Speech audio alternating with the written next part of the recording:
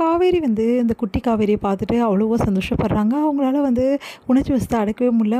உடம்பெல்லாம் அப்படியே ஒரு மாதிரி ஆற மாதிரி ஆகுது. அந்த குழந்தைய பார்க்க பார்க்க அவங்களுக்கு உடம்புல ஏதோ பண்ணுது. ஏன் எனக்கு இந்த குழந்தைய பார்க்கும்போது இப்படி இருக்குது அப்படின்னு சொல்லிட்டு காவேரி தன்னையும் மறக்கிறாங்க. அடுத்து வந்து அந்த குழந்தையோட சிரிப்பு, அது பேசுறது, அது வந்து அப்படியே பார்க்குறது எல்லாத்தையும் பார்த்து ரசிக்க ஆரம்பிக்கிறாங்க காவேரி தன்னறியாமே.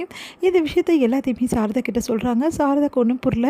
ஒரு வேளை வந்து இவ அவளோட குழந்தைய பார்த்துருப்பாளோ அப்படின்னு. அம்மா இன்னொரு விஷயம் என்ன தெரியுமா, அந்த குழந்தையோட பேரும் காவேரி தான் அப்படின்னோடனே அவங்க அம்மாவுக்கு ஒன்றுமே புரியல. என்னடி சொல்கிற அப்படின்றாங்க. ஆமாம்மா எனக்கே ஒன்றும் புரியலம்மா, அவள் எவ்வளோ அழகு தெரியுமாம்மா, அவ்வளோ அழகுமா, அப்படியே தேவதை மாதிரி இருக்காம்மா. உண்மையிலேயே அவளை பார்க்கும்போது நம்ம வீட்டு குழந்தைய பார்க்குற மாதிரியே இருக்குமா, எனக்கு என்னென்னு சொல்ல தெரிலம்மா அப்படின்னு சொல்லிட்டு போகிறாங்க. ஒன்றும் புரியாமல் யோசிக்கிறாங்க சாரதா. இவ என்ன சொல்கிறா, ஒரு வேளை வந்து இவ குழந்தைய தான் பார்த்துருப்பாளா அப்படின்னு சொல்லிட்டு யோசிச்சுட்டே இருக்காங்க. இங்கே வந்து என்ன பண்ணுறாங்க, வீட்டுக்கு போனோன்னே வந்து நம்ம குட்டி காவேரி வந்து அவங்க மிஸ்ஸை பற்றியும் அதே மாதிரி அவங்க மிஸ் பேர் காவேரி பற்றியும் வந்து சொல்கிறாங்க. அதை கேட்டு தாத்தா ஆடி போயிடுறாரு. என்னது இவ இப்படி சொல்கிறா, ஒரு வேளை காவேரியாக இருக்குமா, சச்சா காவேரியில் இங்கே வர வாய்ப்பு இல்லையே, காவேரி தான் எல்லாம் மறந்து போய் ஊரில் இருக்காளே அப்படின்னு சொல்லிட்டு யோசிச்சுட்டே இருக்காங்க. என்னப்பா என்ன யோசிக்கிறீங்கன்னொன்னே, எனக்கு என்னமோ ஒரு வேளை காவேரியார் போல் சந்தேகமாக இருக்குது அப்படின்னோடனே, ஒன்றும் பிரச்சனை இல்லை, சந்தேகமாக இருந்தால் போய் விசாரிச்சுட்டா போச்சு, நான் போயிட்டு நாளைக்கே போய்ட்டு விசாரிச்சுட்டு வரேன் என்ன விஷயம் ஏது விஷயம்னு, அதெல்லாம் அவள் இங்கே வந்திருக்க சான்ஸே கிடையாது, உங்களுக்காக வேணால் விசாரிக்கிறேம்மாமா அப்படி சொல்லிட்டு சொல்கிறாரு அன்பரசு. எதுக்கும் விசாரிக்க மாப்பிள்ள, எனக்கு என்னமோ ரொம்ப பயமாக இருக்குது. காவேரி விஜய் வந்து காவேரியை பார்த்துடவே கூடாது, எக்காரணம் கொண்டும் அவங்க குடும்ப ஆளுங்களை கூட பார்த்துடக்கூடாது, இல்லைனா இந்த விஷயம் எல்லாம் வெளியே வந்துடும்.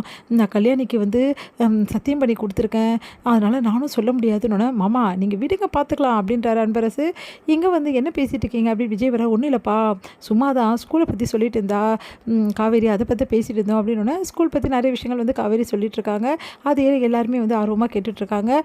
அடுத்து வந்து இங்கே என்ன பண்ணுறாங்க, காவேரி வந்து ஹோம்ஒர்க்லாம் பண்ணாமல் வந்துடுறாங்க. அதனால் வந்து எதுக்காக ஹோம்ஒர்க் பண்ணாமல் வந்தால், இல்லை எங்கள் டேடி லேட்டாக வந்தாரா, ரொம்ப லேட் ஆகிடுச்சு அப்படின்னு சொல்கிறாங்க. அதை கேட்டுட்டு வந்து காவேரி வந்து இது மாதிரி ஹோம்ஒர்க்லாம் பண்ணாமல் வந்தேன்னா பனிஷ்மெண்ட் கண்டிப்பாக கொடுப்பேன், இந்த மாதிரிலாம் பண்ணாமல் வரவே கூடாது, நீ வந்து அந்த ஹோம்ஒர்க்கை 10 டைம்ஸ் எழுதிட்டு வா அப்படி சொல்லிடுறாங்க. அதெல்லாம் கேட்டு குழந்தை 10 டைம்ஸாக மிஸ் அப்படின்னு, ஆமாம் எழுதி தான் வரணும் அப்படின்றாங்க.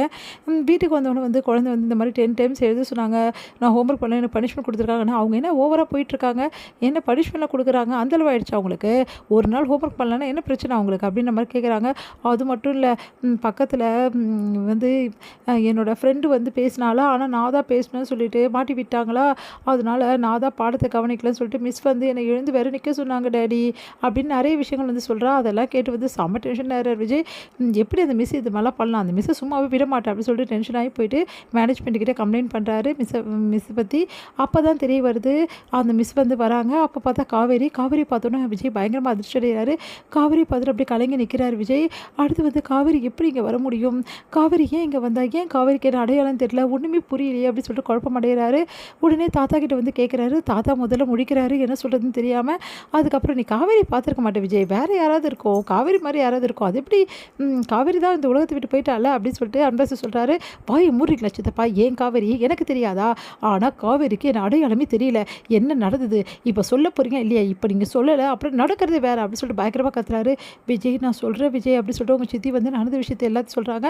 அப்போது எல்லாரும் சேர்ந்து திட்டம் போட்டு தான் எங்களை பிரிச்சிருக்கீங்கல்ல, சரி நீங்களாம் மனுஷங்களே கிடையாது விஜய், சொன்னால் கொஞ்சம் கேளுப்பா, உன் பாட்டிக்காக தான்ப்பா அப்படின்னு சொல்லிட்டு அப்படியே சொல்ல வர தாத்தா நீங்கள் வாயை திறக்கவே திறக்காதீங்க, உங்களை பார்த்தாவே எனக்கு கஷ்டமாக இருக்குது, நீங்களாம் இப்படி பண்ணுவீங்க நினச்சி கூட பார்க்கல, இதுக்கப்புறம் எக்கார கூட என்கிட்ட பேசிடாதீங்க, உங்ககிட்ட பேசுறதுக்கு நான் தயாராகவே இல்லை அப்படி சொல்லிட்டு போகிறாரு. அதிர்ச்சி அடைகிறார் தாத்தா என்ன பண்ண தெரியாமல்.